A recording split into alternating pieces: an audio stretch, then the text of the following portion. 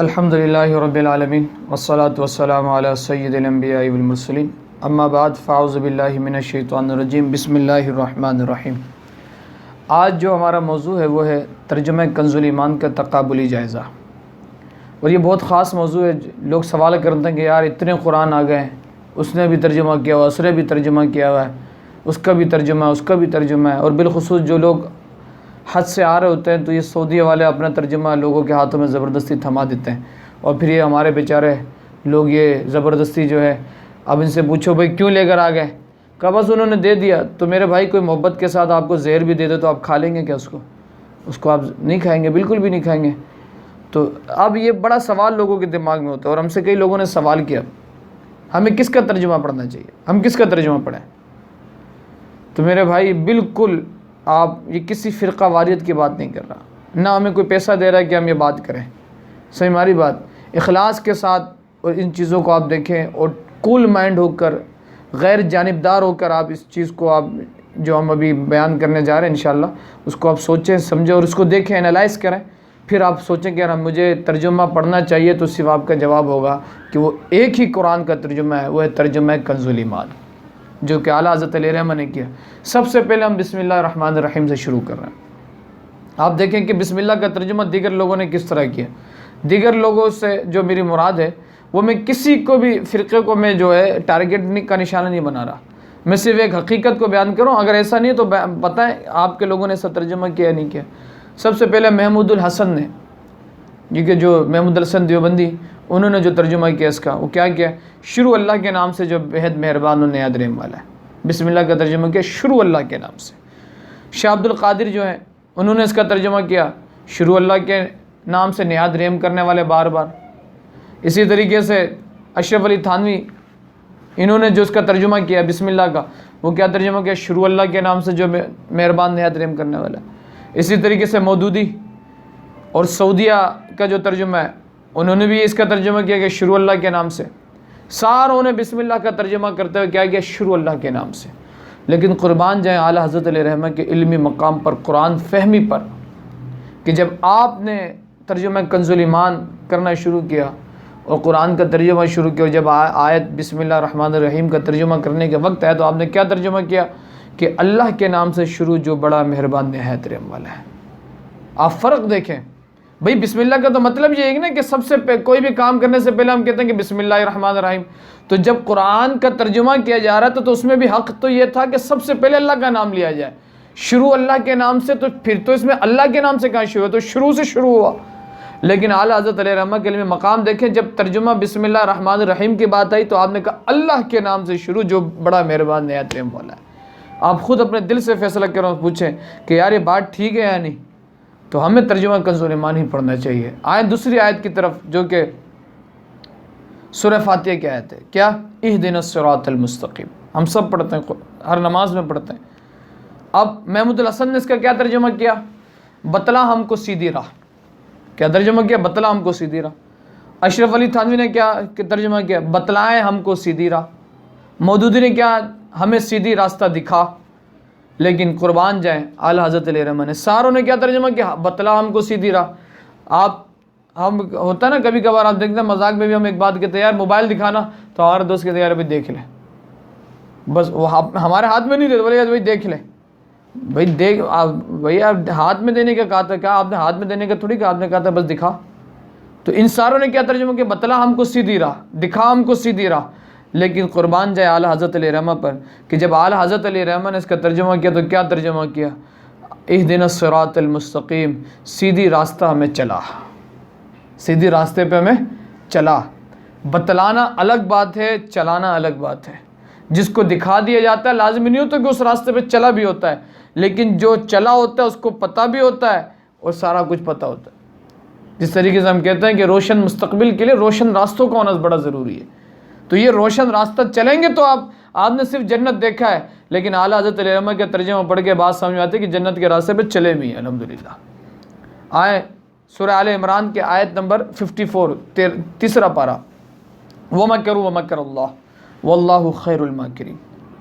اتنی بے ادبی آپ کو ملیں گی دیگر لوگوں کے ترجمے کے اندر اللہ تبارک و تعالیٰ کے حوالے سے، دیگر انبیاء کے حوالے سے ایسے الفاظ کا چناؤ، وہ کہتے ہیں نا کہ الفاظ جو ہے تکلیف نہیں دیتے، لہجے تکلیف دیتے ہیں، تو ان کے ترجموں کے اندر بے ادبیوں کا انبار ملے گا آپ کو کہ اللہ تبارک و تعالیٰ کے لیے کیسے الفاظ استعمال کرنے چاہیے، انبیاء کے لیے کیسے استعمال، چناؤ نہیں الفاظ کا۔ لیکن قربان جائے میرا آقا اعلیٰ حضرت امام محمد رضا خان علیہ رحمہ پر کہ جب آپ نے قرآن کا ترجمہ کیا تو ایسے لگتا تھا کہ الفاظ جو ہے نا دلہن بن کے آپ کے سامنے آیا کرتی تھی، اور اعلیٰ حضرت علیہ رحمہ موقع محل کے حساب سے الفاظ کو لیتے اور اس کو فٹ کر دیتے۔ آپ دیکھیں وَمَكَرُوا وَمَكَرَ اللَّهُ وَاللَّهُ خَيْرُ الْمَاكِرِينَ، اس کا ترجمہ شاہ رفیع الدین نے کیا کیا؟ اللہ نے مکر کیا اور اللہ خود مکر کرنے والا ہے۔ محمود الحسن نے کیا کیا؟ مکر کیا ان کافروں نے اور مکر کیا اللہ نے، اللہ کا داؤ سب سے بہتر ہے۔ اسی طریقے فتح محمد جالندری، انہوں نے ترجمہ کیا، وہ چال چلے اور خدا بھی چال چلا، اور خدا کا خوب چال چلنے والا ہے، خدا خوب چال چلنے والا ہے۔ آپ دیکھیں ساروں نے، کسی نے کہا انہوں نے مکر کیا، اللہ نے مکر کیا، انہوں نے چال چلا، اللہ نے چال چلا۔ آپ مجھے بتائیں تو صحیح یار، یہ الفاظ اللہ کے لیے استعمال کرنے کے ہیں؟ لیکن قربان جائے میرا آقا اعلیٰ حضرت علیہ رحمہ پر، اعلیٰ حضرت کی جب باری آئی تو اعلیٰ حضرت نے کیا ترجمہ کیا؟ کافروں نے مکر کیا، وَمَكَرُوا، کافروں نے مکر کیا، وَمَكَرُ اللَّهُ، اللہ نے خفیہ تدبیر فرمائی، اللہ نے ان کی ہلاکت کی خفیہ تدبیر فرمائی، وَاللَّهُ خَيْرُ الْمَاكِرِينَ، اور اللہ خفیہ تدبیر فرمانے والا ہے، اللہ بہتر خفیہ تدبیر فرمانے والا ہے۔ دیکھیں تو صحیح کتنے پیارا اور محبت اور ادب سے بھرے ہوئے الفاظ میں اعلیٰ حضرت علیہ رحمہ ترجمہ قرآن کہ اللہ تبارک و تعالیٰ کی شان میں ذرا سے بھی بے ادبی نہ ہو، ایسے الفاظ کا چناؤ نہ ہو کہ جو اللہ تبارک و تعالیٰ کی شان میں اور اللہ تبارک و تعالیٰ کے لیے وہ موضوع نہ ہو، وہ بہتر ثابت نہ ہو۔ اعلیٰ حضرت علیہ رحمہ نے اس کا دوسروں نے ترجمہ کیا کہ کسی نے کیا چال کیا، کسی نے کیا کہ مکر کیا، لیکن اعلیٰ حضرت علیہ رحمہ نے فرمایا کہ کافروں نے مکر کیا، اللہ بہتر خفیہ تدبیر فرمانے والا ہے۔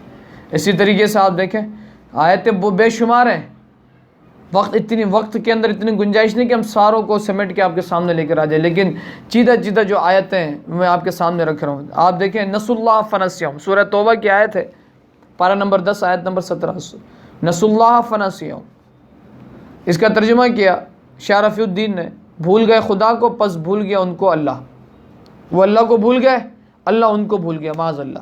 اللہ کے لیے بھولنے کا لفظ، اور پھر کیا اس کا ترجمہ محمود الحسن دیوبندی نے کیا کیا؟ بھول گئے وہ اللہ کو اور اللہ ان کو بھول گیا۔ مفتی تقی عثمانی جو کہ آج کے بینکاری کے اندر بڑے چیمپئن بھی مانے جاتے ہیں، انہوں نے اس کا کیا ترجمہ کیا کہ انہوں نے اللہ کو بھلا دیا، اللہ نے ان کو بھلا دیا۔ یار دیکھیں تو صحیح، بھولنے کا لفظ اللہ کے لیے، اللہ تبارک و تعالیٰ ان تمام ایسے الفاظ اللہ کے لیے استعمال کرنے سے علماء نے منع فرمایا جس میں عیب پائے جاتے ہوں، اور انہوں نے ساروں نے اس کا ترجمہ کیا۔ لیکن اعلیٰ حضرت علیہ رحمہ نے کیا ترجمہ دیا؟ اے قربان جائیں اعلیٰ حضرت علیہ رحمہ پہ۔ اعلیٰ حضرت ہمیں کوئی پیسہ نہیں دے رہے۔ یہ جو لوگ کہتے ہیں نا کہ یار اعلیٰ حضرت کرتے رہتے ہو، یار اعلیٰ حضرت ہم اس لیے کرتے ہیں کہ اعلیٰ حضرت کے زبان پہ حضور تھا، اور جس کے زبان میں ذکر رسول اللہ ہو، جو اٹھتے بیٹھتے اللہ اور اس کے رسول کا ذکر کرتا رہے، اللہ تبارک و تعالیٰ مخلوق کے دل میں خود بخود اس کی محبت کو ڈال دیتا ہے۔ اگر آپ چاہتے ہیں کہ نا آپ کا کوئی مقام ہو، لوگوں میں آپ کی عزت ہو، تو خدا کی قسم آپ حضور کے گیت گانے لگ جائیں، اللہ مخلوق کے دل میں آپ کی عزت ڈال دے گا، آپ کی محبت ڈال دے گا۔ اعلیٰ حضرت علیہ رحمہ نے اس کا کیا ترجمہ کیا؟ اللہ کو چھوڑ بیٹھے، اللہ نے انہیں چھوڑ دیا، وہ اللہ کو چھوڑ بیٹھے، اللہ تبارک و تعالیٰ نے انہیں چھوڑ دی۔ کتنے کمال کی بات ہے۔ اور اسی طریقے سے آپ دیکھیں اعلیٰ حضرت علیہ رحمہ کا ایک اور کہ پارہ نمبر 16 اعلیٰ حضرت علیہ رحمہ نے اس کا کیا ترجمہ دیا؟ قل انما انا بشر مثلکم، حضور علیہ الصلوۃ والسلام کے متعلق آیت ہے، پارہ نمبر 16 سورہ کہف کی آیت نمبر جو ہے 110 ہے، قل انما انا بشر مثلکم۔ اب اس کا ترجمہ جو ہے فتح محمد جالندری، اشرف علی تھانوی ساروں نے کیا کیا کہ میں تم ہی جیسا بشر ہوں، میں تم ہی جیسا بشر ہوں۔ مودودی نے بھی میں تو تم جیسا ایک انسان ہوں۔ مفتی تقی عثمانی نے اس کا ترجمہ کر دیا کہ بھائی کہہ دو میں تمہارے جیسا ایک انسان ہوں۔ لیکن جب اعلیٰ حضرت علیہ رحمہ نے بات کی، اس کا ترجمہ کیا، تو اعلیٰ حضرت علیہ رحمہ نے حضور کی ذات کو، حضور کی شخصیت کو مد نظر رکھتے ہوئے کیا ترجمہ کیا کہ ظاہری صورت میں تمہارے طرح ہوں لیکن میری طرف وحی آتی ہے، ظاہری صورت میں تمہارے طرح ہوں لیکن میری طرف وحی آتی ہے۔ اور ان دوسروں کے ترجمے کو دیکھیں کہ میں تمہارے جیسا انسان ہوں، میں تمہاری طرح ہوں، کہاں وہ ترجمہ اور کہاں یہ. اسی طریقے سے آپ سورۃ الضحیٰ کی ترجمہ دیکھیں، وَوَجَدَكَ ضَالًّا فَهَدَىٰ. سورۃ الضحیٰ کی آیت ہے وَالضُّحَىٰ وَاللَّيْلِ إِذَا سَجَىٰ مَا وَدَّعَكَ رَبُّكَ وَمَا قَلَىٰ وَلَلْآخِرَةُ خَيْرٌ لَكَ مِنَ الْأُولَىٰ وَلَسَوْفَ يُعْطِيكَ رَبُّكَ فَتَرْضَىٰ أَلَمْ يَجِدْكَ يَتِيمًا فَآوَىٰ وَوَجَدَكَ ضَالًّا فَهَدَىٰ. ساروں نے، محمود الحسن ہو، شاہ رفیع الدین دہلوی ہو، یا اشرف علی تھانوی ہو، یا سعودیہ کا ترجمہ ہو، یا مودودی ہو، انہوں نے اس کا ترجمہ کیا ہم نے آپ کو گمراہ پایا پس آپ کو ہدایت دی. ضال کا مطلب گمراہیت، اور انہوں نے اس کا ترجمہ حضور کے لیے کر دیا کہ ہم نے آپ کو گمراہ پایا پس ہم نے آپ کو ہدایت دی. لیکن جب اعلیٰ حضرت علیہ رحمہ نے اس کا ترجمہ کیا تو عشق کے اندر ڈوبے ہوئے الفاظ لے کر آئے. اور کیا ترجمہ کیا؟ آپ نے فرمایا وَوَجَدَكَ ضَالًّا فَهَدَىٰ، ہم نے آپ کو اپنی محبت میں کھنچتا ہوا پایا، آپ کو اپنی طرف بلا لیا. قربان جائیں. آپ مجھے بتائیں، خود سوچیں کہ یار ہمیں کس کا ترجمہ، ان ترجموں کو پڑھ کر ہم اپنے بچوں کو کیا سکھا رہے ہیں؟ ہم اللہ کا بھی بے ادب بنا رہے ہیں، رسول اللہ کا بھی بے ادب بنا رہے ہیں، دیگر انبیاء کے متعلق بھی انہوں نے اسی طریقے کے الفاظ کا استعمال کیا. اور پھر سائنسی شگف رکھنے والوں سے متعلق میں بھی ایک بات کہہ دوں. سورہ رحمان کی آیت ہے یا معاشر الجن والانس ان استطعتم ان تنفذوا من اقطار السماوات والارض فانفذوا لا تنفذون الا بسلطان يرسل عليكم الشواظ من نار ونحاس فلا تنتصران فبأي آلاء ربكما تكذبان. اعلیٰ حضرت علیہ رحمہ دیگروں نے اس کا ترجمہ کیا کیا؟ دیگروں نے اس کا ترجمہ یہ کیا کہ بھائی جب تمہارے طرف کچھ اس طرح کی چیزیں بھیجی جائیں گی، یا معاشر الجن والانس، اے جنات اور انسان کے گروہ، اگر تم طاقت رکھتے ہو تو نکل جاؤ، لیکن تم کہیں نکل نہیں سکتے، یعنی زمین سے باہر نہیں نکل سکتے. یا معاشر الجن والانس ان استطعتم ان تنفذوا من اقطار السماوات والارض فانفذوا لا تنفذون الا بسلطان، لیکن تم نہیں نکل سکتے. آج دیکھیں، آج جس دور کے اندر ہے، ہم زمین سے باہر نکل رہے ہیں، لوگ چاند میں جانے کی باتیں کر رہے ہیں، لوگ جو ہے چاند تک تو نہیں لیکن زمین سے باہر نکل رہے ہیں، دیگر سیاروں میں جا رہے ہیں. اعلیٰ حضرت علیہ رحمہ نے اس کا کیا ترجمہ کیا؟ یا معاشر الجن والانس، اے جنات اور انسان کے گروہ، اگر تم باہر نکلنا چاہتے ہو نا زمین سے، نکل جاؤ، لیکن جہاں نکلو گے ادھر میری بادشاہت ہے، میری سلطنت ہے. اعلیٰ حضرت علیہ رحمہ کا ترجمہ کا انداز دیکھیں. یعنی اعلیٰ حضرت نے اس کا انکار نہیں کیا کہ تم زمین سے باہر نہیں نکل سکتے، نکل سکتے ہو، جہاں نکلنا چاہو نکل جاؤ، لیکن جہاں بھی جاؤ گے اللہ تبارک و تعالیٰ کی بادشاہت موجود ہے، اللہ تبارک و تعالیٰ کی سلطنت ہے، ادھر کا مالک، ہر تمام عالموں کا مالک رب العالمین ہی ہے. لیکن ان لوگوں کے ترجمے کو اٹھا کے دیکھیں تو سائنٹیفک بھی غلطیاں آپ کو نظر آئیں گی. ان کا ترجمہ یہ بتاتا ہے کہ تم زمین سے باہر نکلنے کی طاقت ہی نہیں رکھتے. اسی طریقے سے آیت سورہ فتح کی آیت ہے، پارہ نمبر 26 آیت نمبر 2 انا فتحنا لك فتحا مبینا لیغفر لك اللہ ما تقدم من ذنبك وما تاخر. اب اس کا ترجمہ کیا کیا ہے؟ آپ اشرف علی تھانوی کا ترجمہ آپ اٹھا کے دیکھیں تاکہ اللہ تبارک و تعالیٰ آپ کی سب اگلی پچھلی خطائیں معاف کر دے. اسی طریقے سے مودودی نے کیا کیا؟ اللہ تمہاری اگلی پیچھے کوتاہیوں کو معاف کر دے، غلطیوں کو معاف کر دے. سعودی عرب والوں نے تاکہ جو کچھ گناہ تیرے آگے ہوئے ہیں، جو کچھ گناہ تیرے پیچھے ہوئے، اللہ اس کو معاف کر دے. اہل حدیث نے اللہ تمہارے اگلے اور پچھلے گناہوں کو بخش دے. فتح محمد جلندری نے تاکہ خدا تمہارے اگلے اور پچھلے گناہ بخش دے. آپ سمجھ رہے ہیں ان ساروں کے ترجمے سے، چاہے وہ اشرف علی تھانوی ہو، فتح محمد جلندری ہو، سعودی عربی کا ترجمہ ہو، اہل حدیث کا ترجمہ، اہل تشریح کا ترجمہ ہو، کیا کر رہے ہیں کہ بھئی اللہ تمہارے اگلے اور پیچھے گناہ بخش دے. اس کا مطلب معاذ اللہ ثم معاذ اللہ استغفر اللہ، حضور نے غلطیاں کی، حضور گناہ یافتہ ہے، حضور سے گناہ سرزد ہوئی ہیں. حالانکہ انبیاء کے متعلق تو ہمارا یہ عقیدہ ہونا چاہیے، ہمارا یہ ایمان ہونا چاہیے کہ اللہ تبارک و تعالیٰ نے تمام انبیاء کو گناہوں سے محفوظ اور معصوم کیا ہوا ہے. انبیاء گناہوں سے معصوم ہیں، گناہ کے متعلق ان کا سوچ بھی نہیں سکتے. لیکن ان کا ترجمہ پڑھنے کے بعد ایک جو ہے پڑھا لکھا بچہ جو ہے جو انگریزی پڑھ کر آیا اور قرآن کھولے اور جب یہ پڑھے انا فتحنا لک فتحا مبینا لیغفر لک اللہ ما تقدم من ذنب، کیا حضور نے گناہ کیا اور اللہ نے آپ کے گناہ کو بخش دیے، تو وہ کیا سمجھے گا کہ یار حضور بھی پہلے معاذ اللہ گناہ گار تھے، حضور سے بھی گناہ ہوئے. لیکن جب اعلیٰ حضرت علیہ رحمہ کا ترجمہ پڑھے گا بندہ، جب عشق رسول سے ڈوبا ہوا ترجمہ اعلیٰ حضرت علیہ رحمہ کا ترجمہ کنز الایمان ایک پڑھے گا ایک عاشق رسول، تو کیا ترجمہ میرا آقا اعلیٰ حضرت علیہ رحمہ نے فرمایا، کیا اعلیٰ حضرت علیہ رحمہ نے، تاکہ اللہ تمہارے سبب، تمہاری وجہ سے، تمہارے صدقے اللہ تبارک و تعالیٰ تمہارے اگلوں کو بھی معاف فرما دے، تمہارے پچھلوں کو بھی معاف فرما دے. آپ کے بعد جو لوگ آئیں اللہ آپ کے صدقے ان کو معاف فرما دے، اور آپ سے پہلے جو گزر گئے اللہ آپ کے صدقے ان کو بھی معاف فرما دے. کتنی کمال کی بات ہے، کتنی فرق کی بات ہے۔ وہ ان کا ترجمہ اٹھائیں تو وہ کہتے ہیں کہ اللہ آپ کو بخش دے، آپ کے گناہ معاف فرما دے، اور اعلیٰ حضرت علیہ رحمہ کا ترجمہ کہ اللہ تبارک و تعالیٰ آپ کی وجہ سے، آپ کے صدقے آپ سے پہلے والوں کے گناہوں کو بھی معاف فرما دے، ان کو بھی بخشش فرما دے، اور آپ کے بعد والے کو۔